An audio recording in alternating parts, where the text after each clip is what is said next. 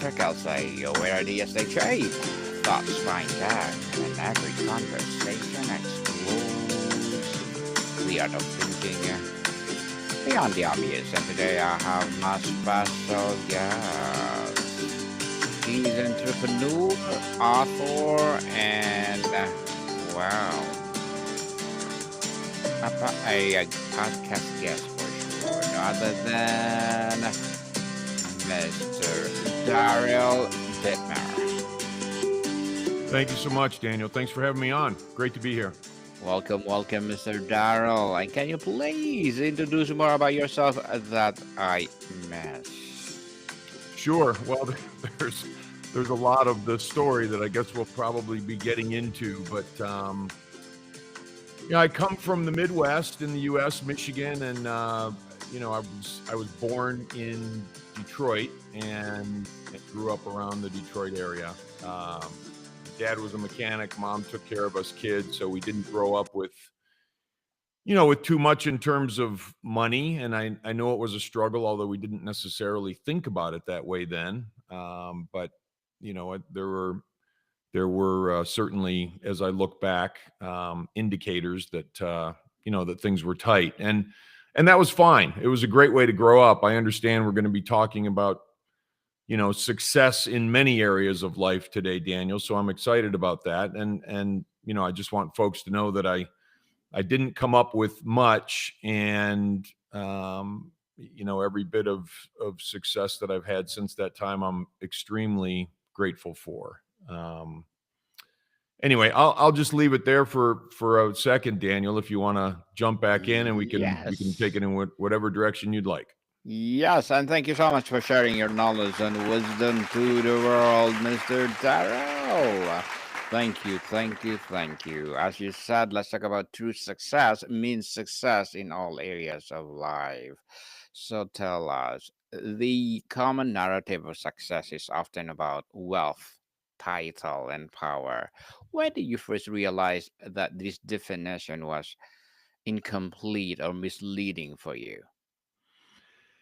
I would say early in probably my 20s, I started to understand that there was a breadth and a depth of life that had nothing to do with financial success, and that sometimes financial success, or the quest for financial success, could be a detractor from actual true success. And so that story formulated for me for a long time. It kind of simmered in the background as far as my idea of success. And since we didn't grow up, with money, I wanted to have some financial success. I wanted to experience life in a different way than how I grew up. And so I started down that road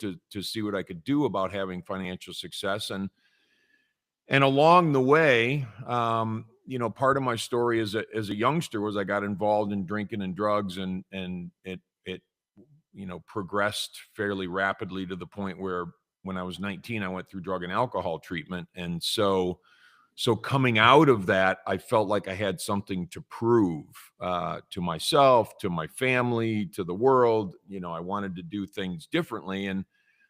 But also part of the recovery process is changing as a human being. And I like to think of it as improving as a human being.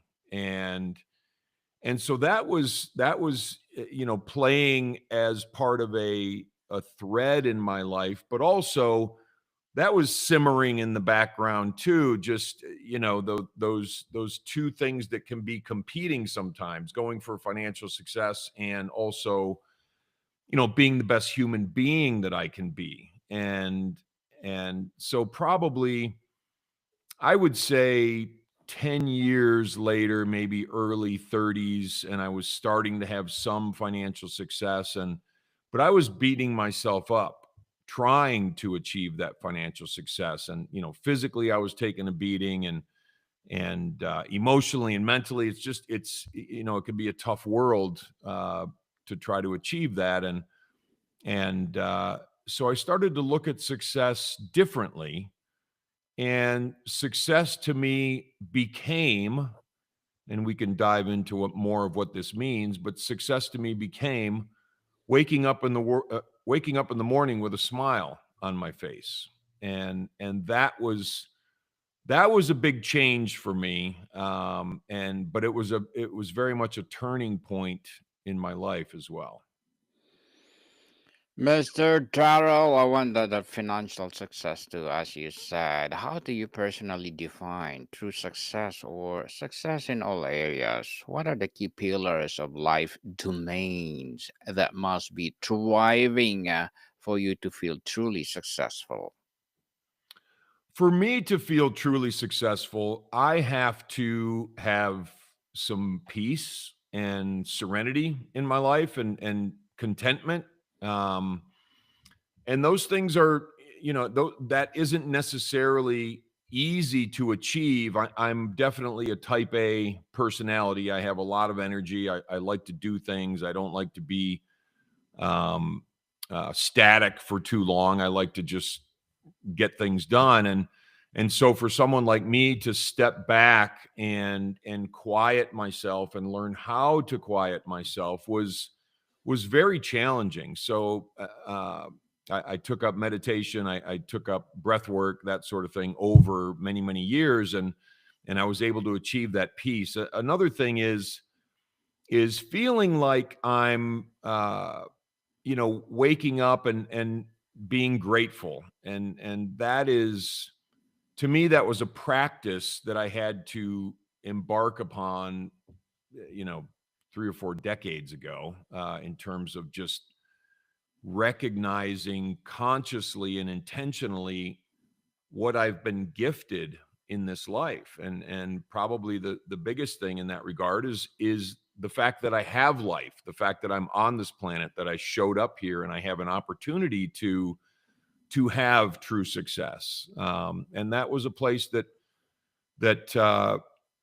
when I was practicing that gratitude consciously and intentionally, it became a part of me. And now gratitude is most of my everyday. I'm grateful for every day, so that, and the reason I say gratitude is being part of success is because I think there's a piece of success that is taken away if I'm too busy spending time patting myself on the back. If I spend time being grateful, I just think that's a much more real way to consciously go about life.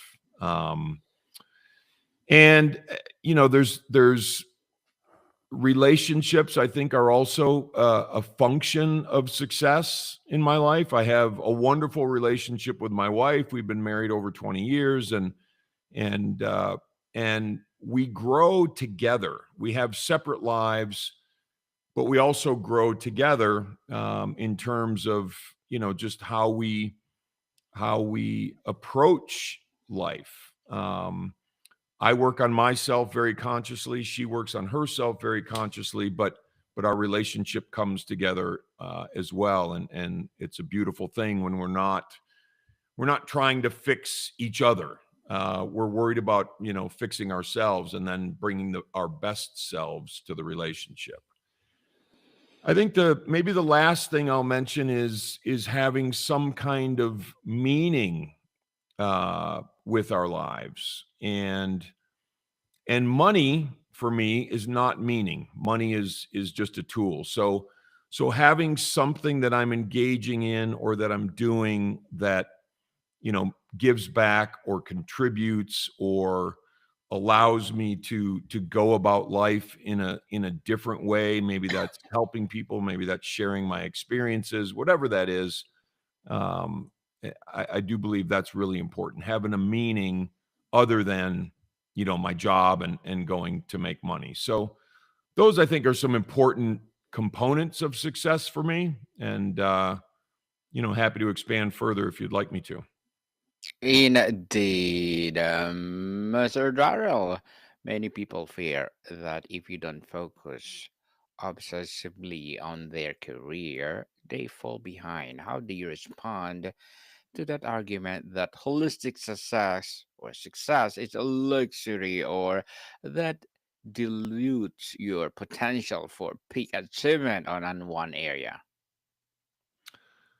I don't. I would say I would disagree with that. I have had um, a good amount of financial success, and I also have been living those things that I just mentioned for many years, and I do wake up in the morning with a smile on my face because of those things. It's not, and I will say part of it is because I don't have, financial concerns that I would have had when I was younger. I just don't. We've been fortunate in that regard, and I put the work in that regard. But um, I do believe you can work on financial success and life success concurrently. I really believe that's important.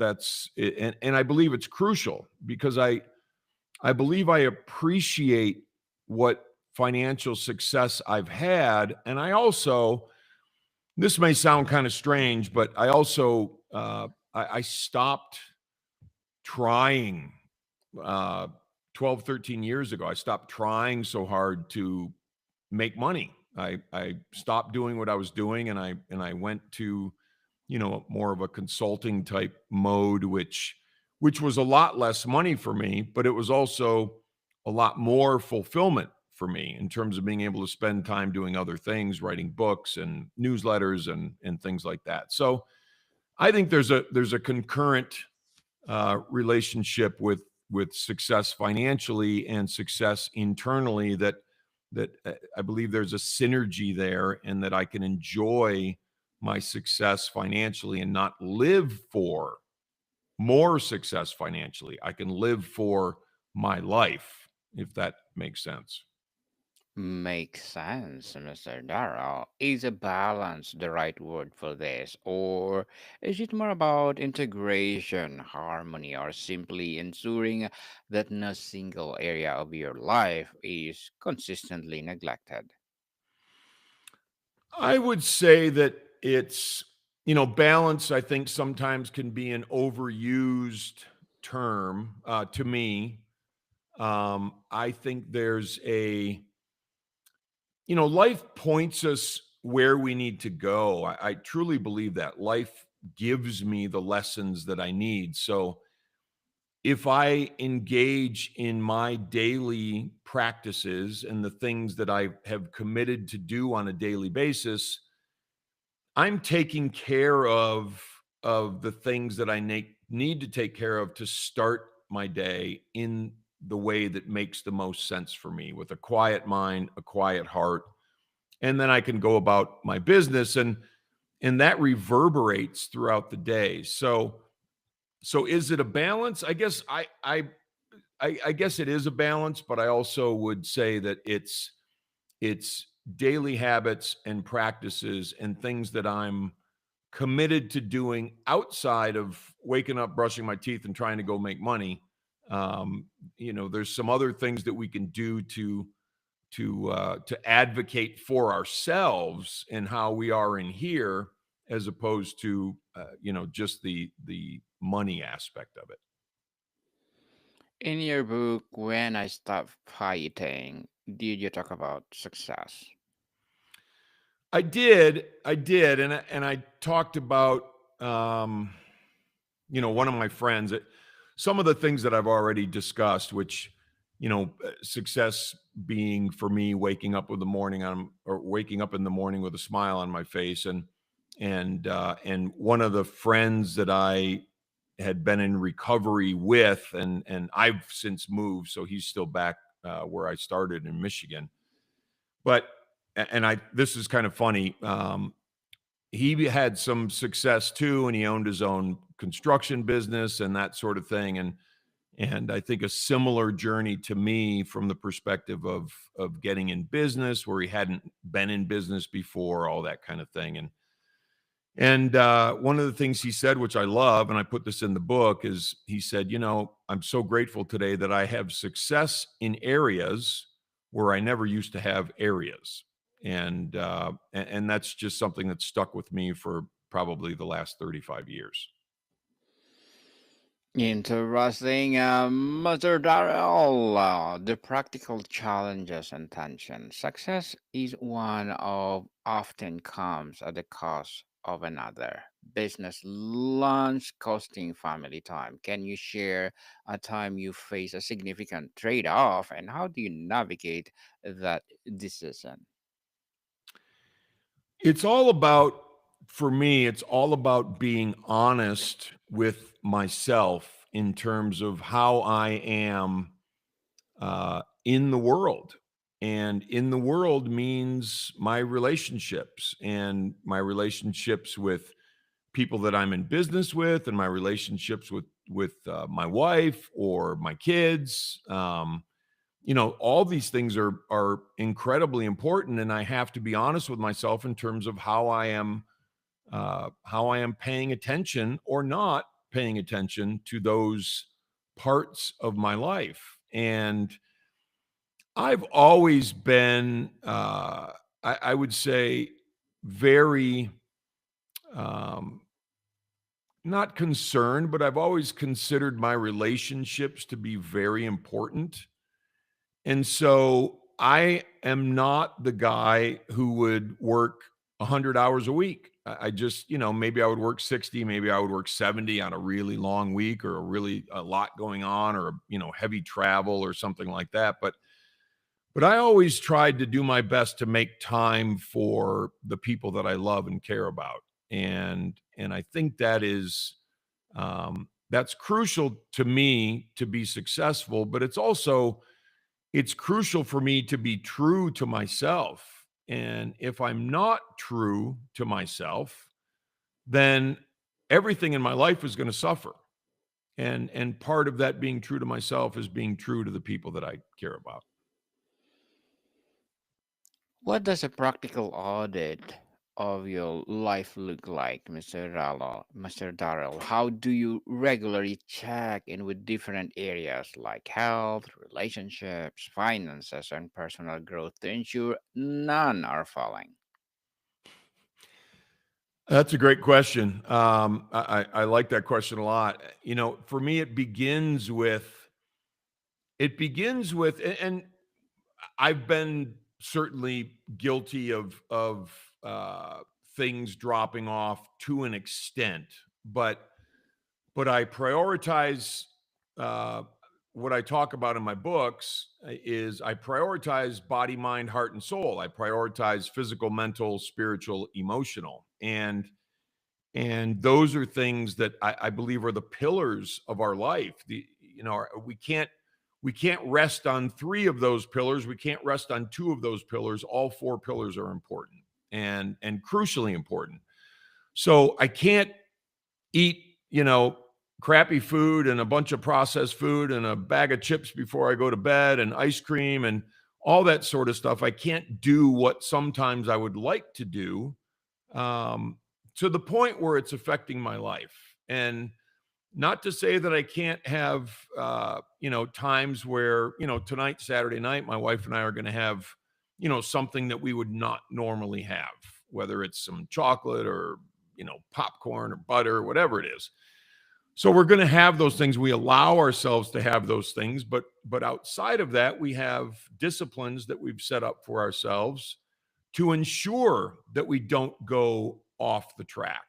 Um, so physically, mentally, staying strong. We talked a little bit about being true to ourselves. I think that's very important, to stay true to ourselves in terms of the people that we choose to hang around, the activities that we choose to engage in or not engage in, all of those sorts of things, I think, keep us mentally strong.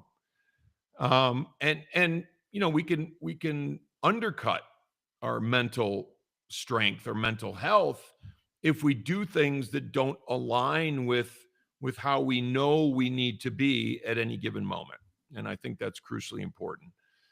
um Emotionally, I take care of myself. I do the things that, and mental and emotional kind of go hand in hand for me in terms of some of the things that I do. But I mentioned meditating in the morning, breath work in the morning, practicing gratitude, exercising.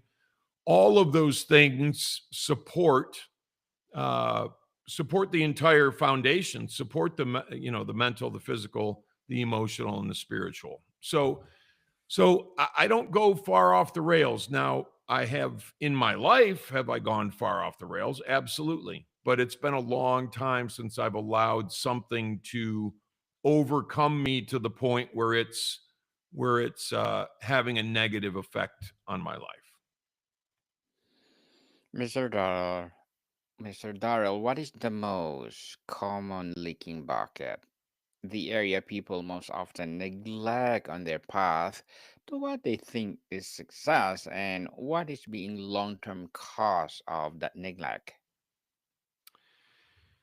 Well, probably a somewhat controversial topic, or maybe not. In the US, I think we have 40% of people are obese and 70% are overweight. And I think that's something that people forget about. And they forget about treating their bodies well. And they forget about exercising, at the cost of or the price of their success. So they're trading maybe hours or stress or whatever it is, emotional eating or whatever it is that uh, that supplies us with these overweight and obese numbers. I think neglecting ourselves physically, I think, is a disaster in the United States, and I know it's somewhat around the world, but I think the United States is a big offender in that regard. And I would love to see people take better care of their bodies, because when we take good care of our bodies and we put the right things in our bodies, they work properly. And we can wake up in the morning feeling good. We don't have to feel hungover. We don't have to have that food addiction. Food can be a tool. There was When my mom was passing away many years ago from cancer. One of the doctors that we went to was a functional type doctor, so he was more of a holistic type doctor. And he said, make sure that as you go forward in life, you feed your cells and not your senses.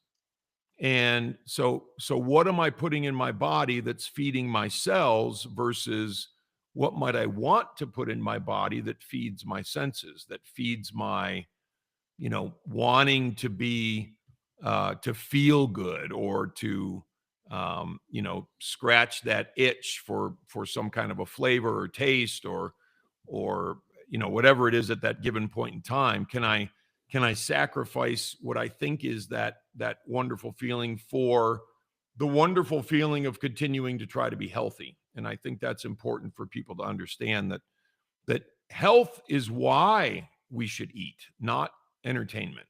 And I think that's one that hangs up a lot of people.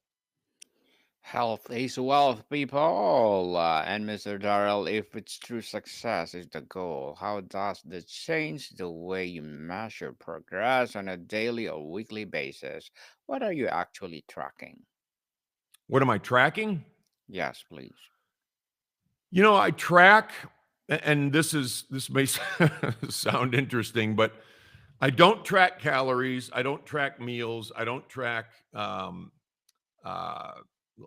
in terms of my business stuff. I don't track really anything, to be honest. What tracks me is how I feel inside, and I don't generally have a to-do list unless I have overflow that I just I can't stuff in my head, and generally that's a lot. I like to exercise my brain and exercise my capacities, and allow myself to remember things as opposed to writing everything down.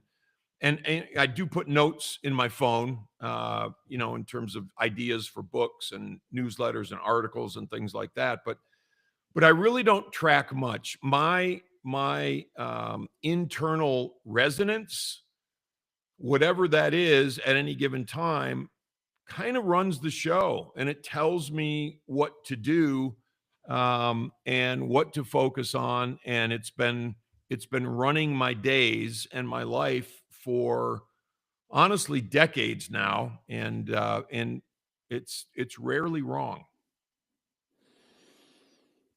Mr. Darrell, to wrap up our discussion for today, ultimately, if a true success is success in all areas, what kind of legacy does create?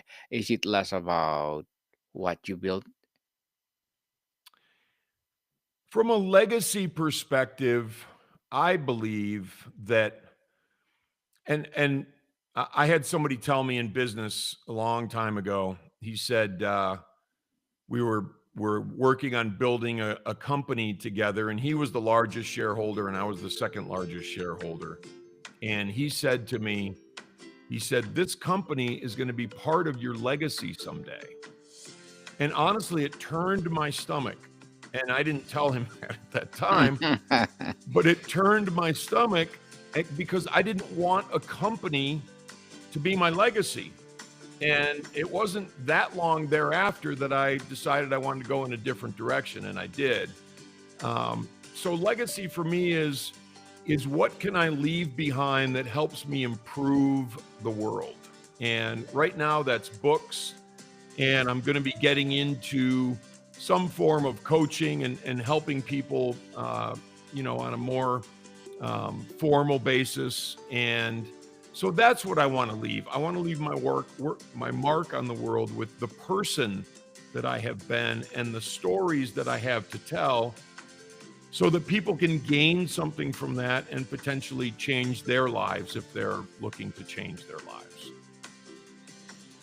Mr. Darrell, thank you so much for sharing your knowledge and wisdom to the world. So, can you please invite our listeners to support your books, your advocacy, or whatever projects that you're doing right now? Well, my website is daryldittmer.com, and that's DARYLDITTMER.com. And that's where you can find links to my books and more about me and my newsletter, and sign up for my newsletter and that sort of thing, and just kind of get a good feel for what I'm all about. That's probably the best way to find me. And my books are both on Amazon. When I Stop Fighting is my first book, and we've talked about that one, Daniel, on your other podcast. And I know we're going to soon talk about my second book, which is titled When You Stop Fighting. So that's the best place to find me and my work. Indeed, yes, people, let's support Mr. Daryl Dittmer, because if you support him, for sure, more and more empowering legacy to come. So, Mr. Daryl, thank you so much for your time. Thank you, Daniel. Appreciate you having me on. More to come, people. See you soon.